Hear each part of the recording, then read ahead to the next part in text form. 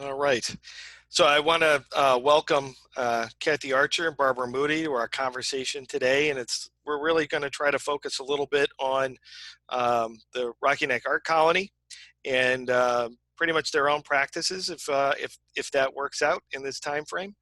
So welcome to the conversation, both of you, and I want to find out a little bit about what the Rocky Neck Art Colony is for those who don't know, who might be watching this, and sort of put it out to you, whoever wants to go first. Well, I'm co-president with Christy Bernard of the entire art colony, and I think what most people don't know about it is that it is not just the little area that people drive around and see. We're a fairly big umbrella organization for many different wings. We have 2 galleries that we operate. One is mostly craft and painting, and that's in a building right at 53 Rocky Neck Avenue. The other is the former Christian Science Church, where we have an upstairs and downstairs lower level gallery where we show our members. We have 300 members.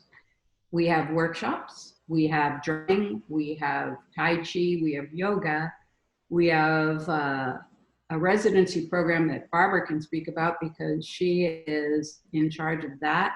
We have the historic art trail that leads people on tours of all of Rocky Neck to see where Winslow Homer and John Sloan and all the Marsden Hartley, where all these painters were. So we're a pretty multifaceted organization.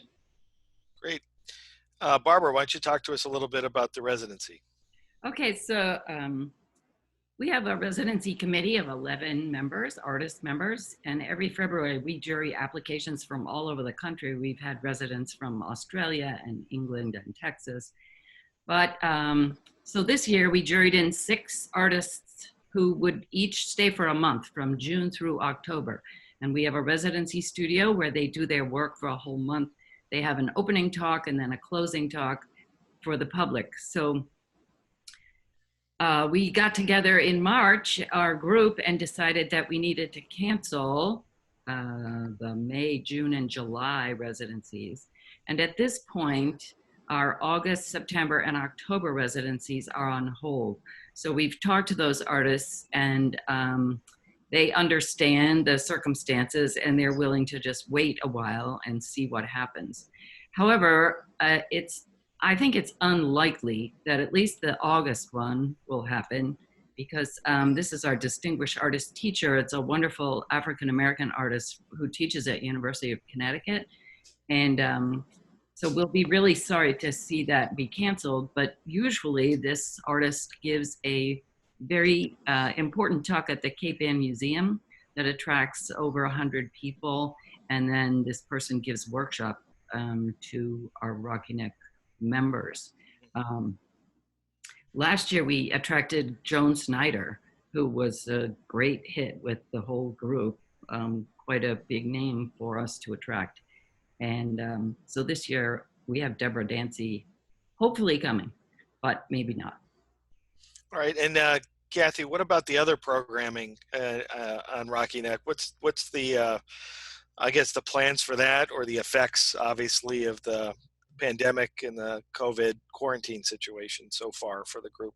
Well, it's been pretty frustrating, and as every organization is finding, we were lucky to get a PPP grant to keep our facility running and be able to pay. And we got a second grant from ECCF for the same. So we're financially, we're able to hold our own. Normally, because even though we're a year-round organization, our summer season is our biggest. That's when all the tourists come, that's when vacationers come back. So we do most of our programming and our fundraising during that time. Our Big Tiny Art event, which is our biggest fundraiser, we've had to cancel that. We're considering whether we should do that online or not, or how to affect that. We've taken our shows that were in our lineup, and we're building a new website just for those exhibitions so that people can purchase online, but they can also see them in a very clear, separate, not have to search through our bigger website for that. So we'll link those two. We started a blog, a board member, Janice Brand, who's wonderful, started a blog. Mostly it was about the residency and what was happening there. But now it's become wider. We've done art challenges, and she asks people every 2 weeks for a new challenge. Drive to somewhere and draw what you see. Draw a chair in your house and tell us who you'd like to see. Sit in it and have a conversation, that type of thing. We're doing book reviews. We have a lot of nice book recommendations on that blog. So we're doing what we can to engage our members, because the membership is really our one source of income that is something we can rely on. And without that, like Montserrat with its students, it is something that keeps us going. So for what we've done to support all our artists for all this time, we're now asking them to maintain their membership and keep their support to help us go. Right. I'd like to mention that our operations manager, who really runs the whole facility, is a Montserrat graduate. Oh, great. Yeah, and she's doing a good job. She does a really good job communicating with members. And as I look back at this, I think being on the board of Rocky Neck Art Colony, that was one of our challenges, is first of all, to make decisions about what's happening with very little information and very absurd timing, like how far in advance do we cancel? So it was hard to do that. But the second one is communication. So we had to make sure that we kept our entire board notified about what was going on and got their response and their input. And we've made a big effort to communicate with all of our members to make sure that they stay engaged with the organization. So how about from a membership standpoint, any stories you have, and then just your own personal reflections as artists, how has this sort of maybe affected people you know, or more importantly, how has it affected the two of you as far as your own practice and your own process during this period of time?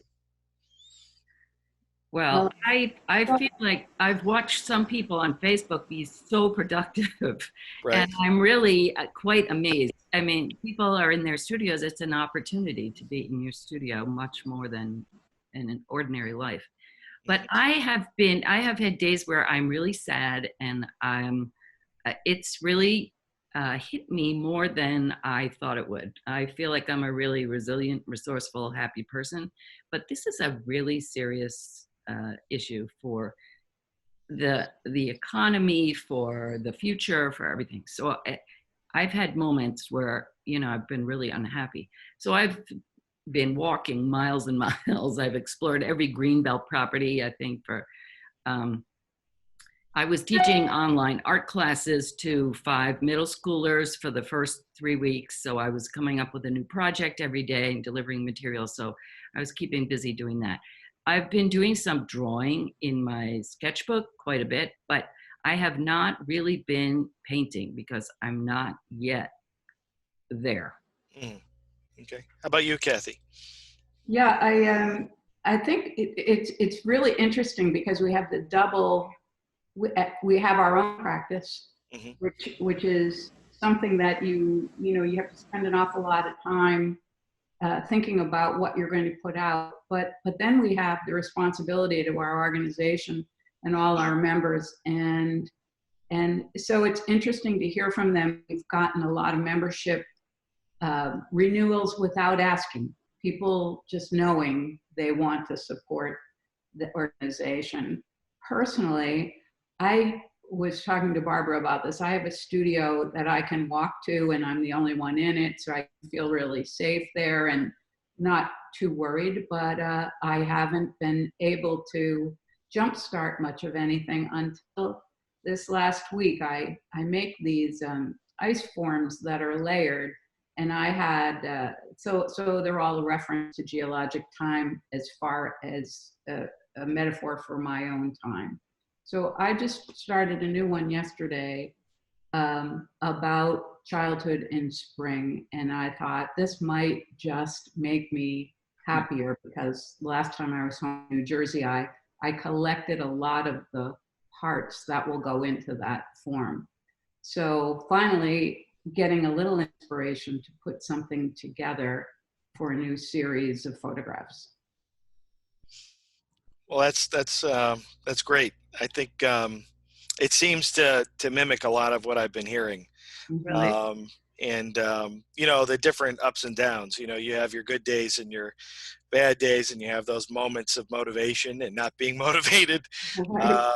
You know, my big thing, what I've been talking to our community about is, you know, with the last day of classes coming up on May 6th, is to prepare for a little bit of the letdown, because as Barbara mentioned in, you know, what you were saying, you busy yourself with the tasks of the day, and when that becomes less, what's going to fill those spaces? And you know, the hope is a new set of tasks or a new area of motivation, and you need to guard against the other part that seeps in, which is those things that you may have set aside that you haven't wrestled with, which is the sadness that comes along with some of the things that we're doing without, right?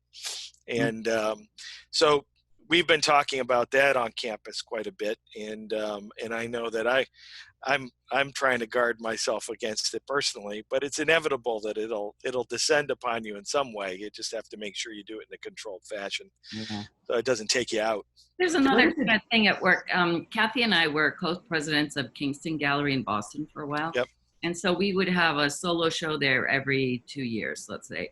So there was a deadline for which we were working like crazy to make that a really coherent body of work every 2 years. And then when we started Float Gallery last winter, I was painting like crazy because I had this deadline. We were going to open a gallery and I needed to have all this work for this. But now the galleries are closed for a while. There aren't these deadlines. And so I'm giving myself this little breather, like, well, I don't have to do this specific, like profound work. What would I really do if I I'm going to do little drawings because my storage units are full. Yeah, I have all this work, you know, at this age. So it's a different kind of context. And I would think the seniors and the students are going through the same thing, because you make work for your grade or for your evaluation or for your senior thesis show. But when that disappears, what is that motivation that keeps you going, and where is the deadline? That's a question I was going to ask. How, because we see it from our point of view as older adults, and how the whole pandemic is influencing us and our work. And I'm wondering, I think it would be an interesting conversation to have with younger artists as well. And Kurt, you must be hearing an entirely different mood from the students who might not be quite as worried about the ill effects of catching this. I have to say that I haven't heard the sort of Teflon effect that some might have. If anything, I think most of our students, in fact, the vast majority of them, I think, realize the seriousness of this and have been. We have not had to motivate them when it comes to social distancing or the things they need to do. In fact, the people that are still on campus have been making masks for each other, have been talking to each other about all this stuff. You know, it's going to be interesting to see what kind of work emerges over the summer as they have an opportunity to reflect upon, you know, this last semester. And I think there's a certain level of anxiety that the whole community, staff, faculty, and students share, and alumni. I think that in those who care deeply about the institution is, what does the fall look like, and how do we do that? And I think the message we've been trying to communicate is that, you know, Montserrat's not going away. Very similar to Rocky Neck Art Colony, right? We're going to be here. We can't tell you exactly the version of us in the fall, but we're going to be open and we're going to be welcoming people back in some way. And so I think there's a hopefulness in that sort of narrative that I think makes a lot of sense. And I hear it in what you guys are talking about. And I think it's great. And think that the North Shore needs our cultural organizations to continue and to flourish, because I think it's through these organizations that people honestly are going to process some of this stuff after we're done. And they're going to need us present and ready to go as soon as that is.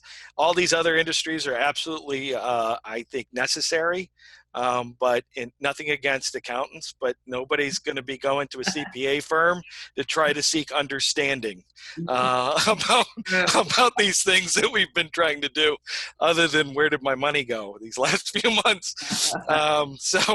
So I think, I think that that's the conversations I've been having, especially with Oliver over at Cape Ann, and Brian and I have had a couple of conversations over at at Brian Kennedy over at the PEM about what is it that we can do as partners in this next chapter of things as we open up, because I think also the days of us going it alone are I think they're over, if not just from a practical standpoint, but from a just we're going to see the smaller nonprofits not do so well. And we really need to come together as larger nonprofits to make sure that there's some apparatus that's still there for creative people as we move forward. So I think those are the conversations we've been having. Yeah, it's pretty interesting. I was a student at Montserrat during 9/11. Yep. I was in a class of Rob Roy's, and Barbara was teaching there. So we've been through difficult times with the response to art and seeing how people react. And it's amazing how resilient artists are and how they work through what other people might talk about. They work through in the media that they choose, and it's really cathartic. It's a huge help. Yeah, no, absolutely.